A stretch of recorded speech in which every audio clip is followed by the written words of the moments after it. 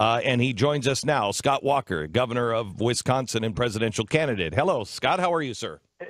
Hey, Glenn, I'm doing well. Thanks for having me on. How are you? Very good, very good. You have called Trump's campaign a sideshow. I happen to believe this, and I think the guy is not healthy for our country. How long does this sideshow last? Well, I think the obligation is on those of us running is that we've got to lay out specific ideas, specific reforms.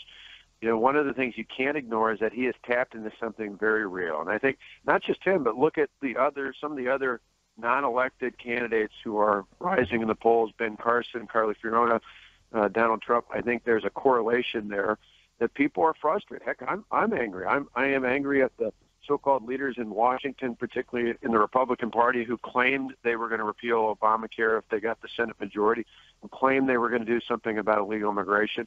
We have yet to see that, and I think there's a very real sentiment of frustration. Now, the good side is, the positive side of that is, people are coming out, they're getting engaged, they're not just ignoring the problems, they're looking for someone who can do something about it. And I think in the end, the way someone like me, for example, ends up getting back up in the polls in states like Iowa and elsewhere, is laying out very real plans like we're going to do tomorrow about how do we actually do more than say we're going to repeal Obamacare. How do we actually make it happen immediately, beginning of the next Congress? And then how do we put patients and families back in charge of their health care? Okay, so you have a replacement for Obamacare, and for me at least, and I think many conservatives and small government constitutionalists, they say, why replace it? It should be replaced with a free market. What is your replacement plan, and why do we need a government replacement? Yeah, without giving out all the details in advance of the announcement tomorrow, but it follows that principle. It's really about putting patients and families back in charge. It allows them to use the market, to access the market out there in a way that lifts many of the restrictions that Obamacare, and for that matter, other levels of government have put on the free market in the past. Part of the problem today is not just Obamacare, but if we went back to the way things were before Obamacare, there were still plenty of regulations and stipulations. There were still problems, for example, even with things like Medicaid that was sent to the states with all these strings attached.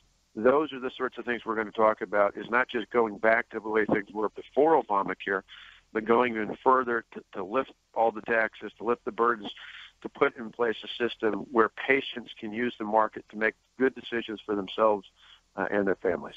You know, I will tell you that I think what Donald Trump has tapped into and what Bernie Sanders has tapped into is this desire for Americans or by Americans to get out of the mushy middle and to actually, if you're going to be, I think what Bernie Sanders and the Democrats are saying is, we're going to be over here. Let's just be socialists. And I think on the other side, it is, let's just be common sense. Let's just knock this special interest bullcrap out. I would agree with you. And again, this is where today I'm going to be in Iowa, but I'm going to continue to make this case across the country. A lot of great candidates, a number of whom are tapping into that. I feel that sentiment as well. It's why I ran for governor in 2010, because I saw my state, much like I see my nation today, going down the wrong path. And I think if people are looking not just for someone who shares that frustration, who shares that anger towards Washington, but who wants someone who can actually do something about it, I would say look at what we did in Wisconsin. We fought, we won, we got results, and we did it without compromising our common sense conservative principles. I mean, think about an issue out there. We didn't just take the unions on. We're not just right to work. We got rid of seniority and tenure. We expanded school choice statewide. We cut taxes. In fact, by the end of this budget I'm in right now, taxes have been cut $4.7 billion in my state. We defunded Planned Parenthood more than 4 years ago, long before these videos. We did castle doctrine and concealed carry. We now require a photo ID to vote in the state of Wisconsin. This is a blue state, a state that hadn't gone Republican for president since 1984. If we can do all those sorts of common sense conservative reforms in a blue state like Wisconsin, I think people can know that when I say we're going to do common sense conservative reforms for America, they can take that to the bank, because we've done it even with 100,000 protesters breathing down our neck. We did it in Wisconsin. We can do it for America. So tell me, because I'm not quite sure where you stand on immigration. You handled a guy who came out and said, "Why do you want to deport me and my family?" You handled that really, really well while on the campaign stump. But, if you look at what Trump has released this weekend, it's very, very clear. I don't necessarily believe he'll do it, but it's very, very clear. What is yours? Where do you stand? No, that's a great point. And you're right. He's tapped in this issue as well as a bunch of others. He's tapped into a very real passion, a very real concern of folks out there. I mentioned, in fact, it was one of the times when I was on your show and you weren't on, but guest hosts were filling in months and months ago. I walked through exactly where I'm at and how I got there. For me, when I talk about securing the border, now having been to the border with Governor Abbott and talking about it with others out there, I've seen it as much greater than just immigration. We need to have a wall. We need to have the infrastructure. Okay, hang on just a second. The technology. Let me stop here. We have heard, who was it, Pat, from San Diego? Duncan Hunter. Duncan Hunter went on when I was at CNN, and he went on and on and on. And I love Duncan Hunter, but he went on and on and on about how he put the wall shall be built into the law. And if you know anything, Glenn, about the law, if it says shall, it has to be. They have to build this wall. We've been hearing about this wall forever. They built 5% of it. President Obama says it's 95% complete. How are you finally going to get people in Washington to actually build the wall? Well, I've been to the border, and I could say it's far from 95%. That's for sure. I mean, I've seen the openings, I've seen the passings, I've seen the problems that are created out there.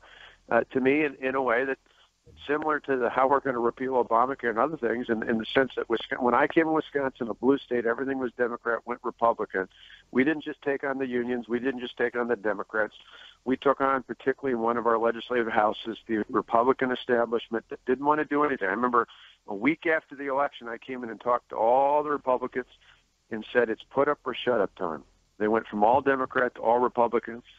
I made the point that if we just did a little bit less bad things than the Democrats did, the voters have every right to throw us out.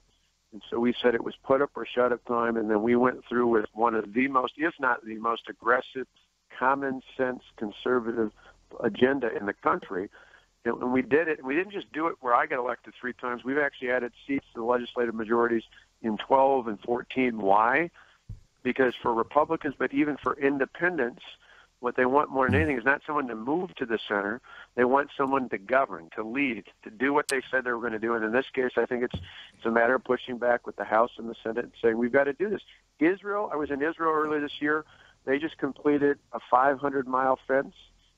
By doing that, staffing it, and having the technology to make sure it works effectively, they've seen something like over a 90% reduction in terrorist acts in that country that they attribute to having an effective fence. 500 miles, that's about a quarter the size of our southern border. But heck, Israel's a much, much smaller country. If Israel can do it effectively, there's no reason why America can't. And it's not just because of immigration. It's much bigger than that. We've got international criminal organizations penetrating our southern-based borders. If it was happening in our water-based borders, we'd be sitting in the Navy. We should do something on our border as well. Let me. I wrote a piece online this weekend about Mike Lee. There was an article in the New York Times about Mike Lee, and it talked about how Mitch McConnell is telling Mike Lee, who is one of the most reasonable, sound thinkers in the Senate, how he's got to decide, between these Tea Party freaks and his party. And Mitch McConnell is part of the problem. Will you go so far as saying there are people in the GOP that are part of the establishment, like Mitch McConnell, that are part of the problem? Yes, I hear it all the time, and I share that sentiment. We were told if Republicans got the majority in the United States Senate, there'd be a bill on the president's desk to repeal Obamacare. It is August. Where is that bill? Where was that vote? We were told they'd do something about illegal immigration. If it hadn't been for me and 24 other governors out there, the president would be able to do what he claimed he couldn't do 22 times before last November, and then went off and did a couple weeks after the election. It's because I and Governor Abbott and 23 other governors went to court and stopped him, at least got a stay from doing that. It's not because the Congress, a Republican-led Congress, did anything to stop him from doing that. This is where the frustration is. This is why the non-elected candidates are surging in the polls.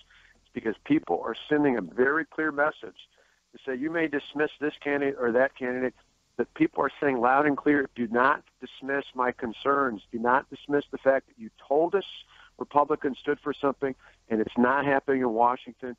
Now more than ever, I think people are yearning.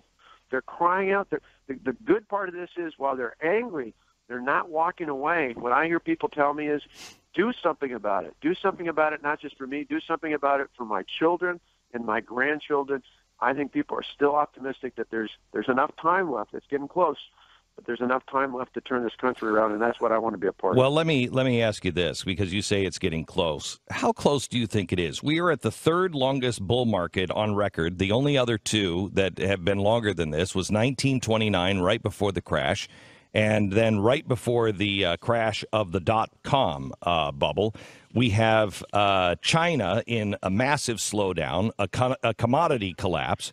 We have a credit crisis beyond anything, probably 100 times worse than it was in 2008. And all of the signs are pointing towards this. This is a fantasy economy that we're living in. Do you agree with that? And how much does the Fed play a role in this?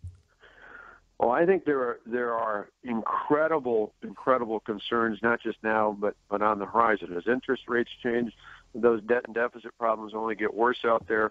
There's a lot of things that if things stay the way they are today, and arguably if Hillary Clinton's in, she makes it worse.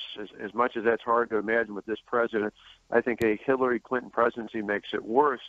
But having a Republican in the White House who's not committed to fundamental reform, who's not committed to fundamentally change things, I think ultimately that creates a real problem as well, because we've got to take dramatic action. We need somebody who's going to take forceful, immediate action. I believe we can do it. Again, I parallel to what I did in my own state. We acted not just in the first 100 days. We acted on day one to join the federal lawsuit against Obamacare. We called a special session to get government out of the way, to help lift our economy up on day one. We took actions within the first month and a half to take on the big government unions and the other special interests in our state, and we got things done. Now, it's much bigger, obviously, at the federal level, but I have every confidence that if we have a leader in the White House who's not just a Republican, but a reformer, a common-sense conservative reformer who demands that kind of reform, I mean, to me, that's things you got to start doing it on day one, and you got to start pushing that Congress to be prepared to act on day one as well. Scott Walker, governor and presidential candidate. I've got about a minute left here. I just want to ask you one last question. This is from my email over the weekend. It comes from, it's in Arabic and translated, but it says, the day will come when we capture you cross-worshiping, impure redneck polytheists of the United Snakes.